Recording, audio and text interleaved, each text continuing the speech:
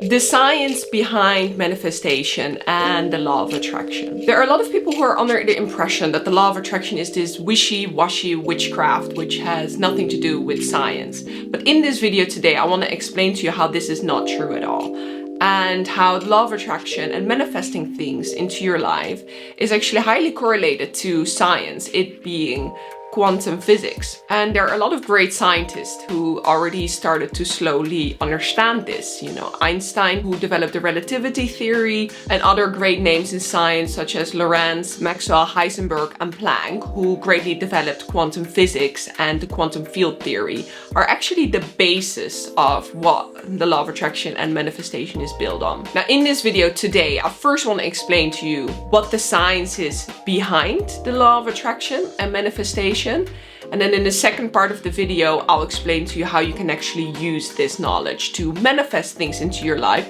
and get into alignment with your desire. My name is Davy. I am a PhD student in chemical engineering at the University of Cambridge. And in my free time, I love to study anything about psychology, the mind, especially the law of attraction, which is this amazing law which you can manifest things into your life. And I went so deep that I even went into the quantum physics of it and what it is actually based on. And that is what I want to touch upon today. I want to give you a little bit of an insight on what is the physics behind the law of attraction. Let's get into it. The first thing that I want you to understand is that everything in this universe is frequency. So we know about, for example, sound frequencies. What I mean by frequency is waves. We know that sound consists of waves, and the number or the pitch of the frequency refers to how quickly the waves progress in a period or in time. So with the analogy of sound, quick frequencies are a high-pitched sound and slow frequencies are a low-pitched sound. Now the same goes for light. Light also consists of frequencies. You have light particles called photons that travel with a certain speed, the speed of light, and that form these wave patterns in space. Now what I want you to understand about both sound and light is that they're on a spectrum. And this spectrum is the total amount of frequencies sound or light can exist in. Now, what I want you to understand about the spectrum is that we as humans are only able to perceive a relatively very small part of these spectrums. So for example, with sound, out of all of the sound frequencies that exist, we as humans are only able to perceive about 1% of these sound frequencies with our ears, with our physical senses. And the same goes for light. Out of all the frequencies that exist, the visible light, which is the rainbow colors of light that we can observe, this is only 0.0035% of the frequencies that exist. Now, why am I mentioning this? What I want you to understand is that what we can observe with our physical senses is only a very small part of what exists. Now, why is this related to manifestation? Because manifestation, you need to understand manifestation is something from the non-physical world. You need to understand that our senses are not able to detect everything. We're not able to observe everything. And this leads me to the third thing that we can consider as frequencies, which is our emotions. So I already said light is made up of frequencies, sound is made up of frequencies. Actually, any particle in the universe has a frequency. This is the wave-particle duality theory developed by Heisenberg that states that everything with a mass is also a wave at the same time, also has a frequency. But these properties cannot be measured at the same time. Let us consider our emotions as frequencies. I'll show a chart here. Our emotions are vibrations or frequencies, and lower vibrational emotions or frequencies are bad feelings, and higher vibrational emotions are good feelings. These frequencies of emotions that I'm showing here are the frequencies that are part of our physical reality. These are the frequencies we're able to observe. And the higher we get on the scale, the closer we get to the non-physical realm, or to God, as some people like to see it. Because the higher frequencies are sort of the higher dimensions that exist. Now, this is where it gets a bit tricky, because you need to understand that these higher dimensions above the vibrational range of emotions that we are able to observe is something we cannot observe other than using your sixth senses. This is what people talk about when they're talking about the fourth or fifth dimension. This is above the emotional frequency range that we are able to observe. Now again, I already made the analogy with sound and light. We as humans are only able to capture a very small part of the total of frequencies that exist. And I want you to believe that for emotional frequencies, this is the same thing. This is just the emotional vibrations of our current physical reality. It doesn't mean that there isn't more above that. It's just we're not able to observe that with our senses. I also want you to understand that science, the way it is defined in our physical world, is that it is limited by the physical senses. So science, in a way, is only able to capture what we can somehow observe with one of our senses. Science will never be able to fully capture everything that is going on in our universe just because of this limitation of ranges in the spectrum that we are able to observe with our physical senses. Now, enough about frequencies. Now that you understand that our emotions are frequencies and part of the spectrum, I want to come to my second point. Manifesting at the core is about aligning to the right frequency of the reality that you want to live in. And this is where quantum physics and Einstein already partially touched upon with his relativity theory. What Einstein established is that you need mass and energy in order to create a curvature in space-time.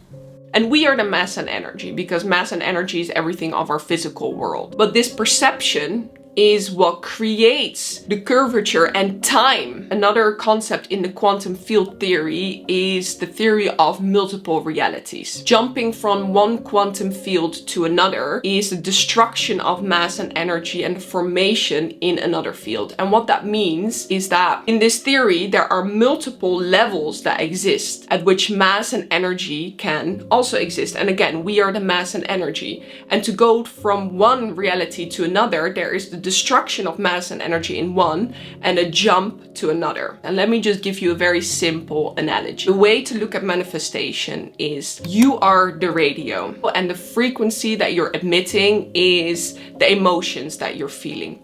And the universe has all of these radio channels with realities. You know, there is the channel which is the current reality you're living, but there are also other realities that exist. You know, the reality where you have your dream job, or the reality where you would stop watching this video right now and get a cup of coffee. And manifestation is about aligning your radio or tuning in your radio to the right channel. And where do these other realities exist? It's a weird concept to think that there are other realities, parallel realities to us. But those realities exist in the mind. Because if you can imagine right now that you're going outside and gonna get a cup of coffee or going to the supermarket, that is a different reality. And as soon as you actually align your feelings and vibrations to that reality comes into the physical realm or the physical world that we're currently living in. So manifestation is more than just wishful thinking and hoping, but manifestation at the core is about aligning your radio to the right channel, to the channel that you want to be on in the universe. And why do you use the mind? Because the mind is where you create the other realities. Think about the dream world. When you're dreaming, you are in a different reality. The world reality contains real. And with real, we refer to anything physical, anything we can observe. But a dream is still happening. So it is still in a way real. It is just a different reality. And did you know, for example, Einstein used his dreams to develop some of his science? He would lay his notebook next to him and have a 30-minute nap, let his system wake him up, and then the first things that he came to his mind, he wrote down. And this lucid dreaming, or this dream state, is what he used to develop some of his theories. So everything that happens in your mind, it's not physically real, but it is still a different reality. It is still a different channel in the universe that exists. And it is up to you to align your feelings and vibrations to that reality if it is something you want to live in. Now, that was my attempt to explain the science. Let me now get into how to actually use this knowledge to manifest things into your life. So again, I want to start with the analogy that you are the radio. And the frequencies that you emit is the emotions that you're feeling. And the universe has all of these realities with different channels. And you're trying to tune in to the right channel. The first step in manifesting things is expressing your desire. It is about telling the universe which reality you want to tune into. Because if we never first imagine what we want to happen, again, I said, an imagination is a different reality that exists. If we never express this different reality, this reality doesn't exist yet, so we will never be able to live in that reality. And we need to tell the universe what would be our ideal channel. And there are many ways to express your desire. It could just be through a simple imagination. A more powerful technique is scripting. And why is scripting more powerful? Because there's more emotion attached to it. There's more feeling. If you actually start to script a scenario, it's the same as when you watch TV. When you watch TV, you get really invested and you feel like you're part of the TV show, right? When you're scripting, it is the same thing. When you script this imaginary scenario, you'll start to actually feel the feelings as if it is true. And that, when you feel the emotions of your desired reality, is when you're tuning in. That is when you're aligning yourself to the right universal channel that you want to be on. Now, the second step is getting into alignment. Again, tuning into the right channel is about feeling the emotions as if that reality is true. Our emotions, which is our frequencies, are the key here. When you think about whatever you desire, how does it make you feel? Does it make you feel stressed? Does it make you feel upset? That means you're nowhere near tuning in to that reality yet. If you think about your desired outcome, let's say you want to be a millionaire or you want to be super successful at work. And if you think about that and that makes you feel excited, that makes you feel like, oh yeah, of course that's gonna happen. Like, I know that will be mine. That means you're very close, if not already, able to tune in to that reality. So our feelings are really a feedback about what channel are we on. And the channel you're currently on is the current life you're living, because otherwise you wouldn't be living that life right now. Now, how do you get to better channels? How do you get to better realities? How do you manifest better things into your life? Well, it is about envisioning those and then making sure that you believe it to such an extent that you feel the emotions as if that reality is true. So let's say you want to be a millionaire and you're scripting and you're imagining that you're going to be a millionaire. It is about really feeling those emotions. And then for the rest of the day, after you've done your scripting or imagination, actually, starting to live, starting to embody that feeling of being a millionaire as if it already happened, as if it is already true. The only way to align to a reality is by consistently making sure your feelings align with that new reality or that new desire that you're trying to create. How good does the thinking about the desire already make you feel? And if it still makes you feel anxious, then there is more scripting and alignment needed. And that brings me to my third point. In order to tune into a new frequency or a new reality in the universe, you need a level of detachment. Detachment from your current life circumstances.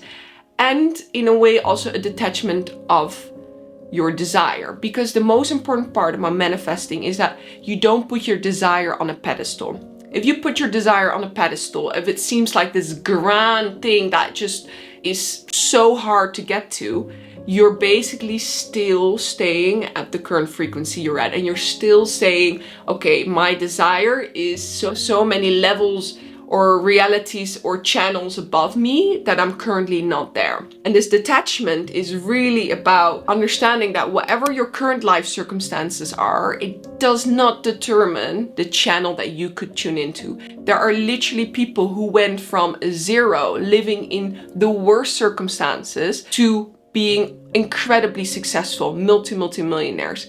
And you need that level of detachment to let go of your current life circumstances, understanding that those do not determine your future. The only thing that determines your future is your capability with your mind, it happens within, to tune in to a different reality, to be able to feel the emotions as if that desire is yours. And this detachment also from your desire doesn't mean you don't want your desire anymore. Of course, you need to always want your desire. But again, when we go back to the example of being a millionaire, it shouldn't be on a pedestal. If you look at another person that is a millionaire, it shouldn't make you feel jealous. It shouldn't make you feel, oh wow, how am I gonna do that? Wow, that looks so difficult. No, it should make you feel like, oh, that will be me in whatever, I don't know how long. But it should make you feel equal. It should make you feel aligned. And especially when it comes to seeing other people in your life having what you desire, the universe is presenting that to you as an example to show you that it is possible. It is not to make you feel less. It is not to make you feel even more demotivated. It is to show you, look, these realities do exist for other people, so they can exist for you as well. The jealousy is a huge reflection that you're not in alignment yet and that you're too attached. Again, detach from your current life circumstances. Nothing that you're experiencing now can hold you back from manifesting anything you want. All you need to focus on is tuning into that reality that you want, your desired reality, as often as you can.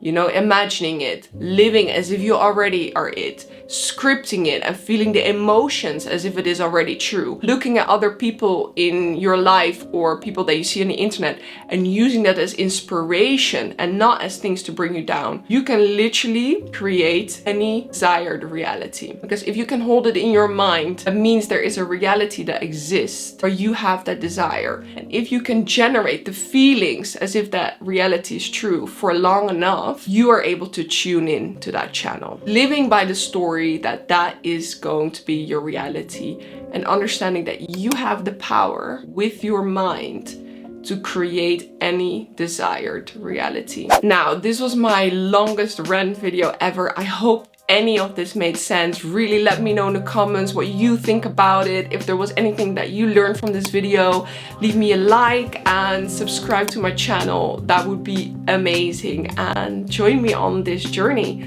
I would love to see you in my next video.